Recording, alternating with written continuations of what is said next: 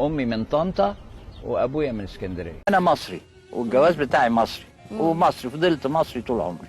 عرضوا عليا مليون جواز، انا ما رضيتش، انا عايز ابقى مصري. عمري ما غيرت الجواز بتاعي في حياتي. ما خدش جنسيه تانية خالص. انت مصري يعني؟ عمري اروح اي حته اوريهم. هو تمسك بجنسيته المصريه وبدينه وكله، يعني ما غيرش حاجه.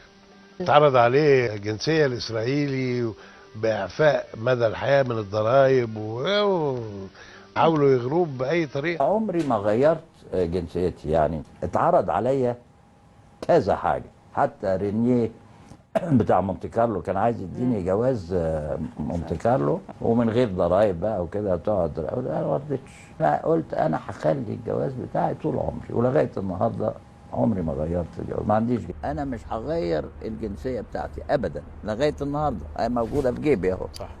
نفس الباسبور القديم ده اهو بشيله على طول اهو قدامي اهو، وجنسيه مولود فيها وحموت فيها ان شاء الله. ما اقدرش اتجوز واحده غير مصريه، وما اقدرش ارافق واحده غير مصريه. نفسي ان ما اعملش لورنس العرب، كان نفسي ما يجوش ياخدوني وافضل ممثل مصري ستار في مصر، بشتغل ومتجوز وسعيد، متجوز وسعيد.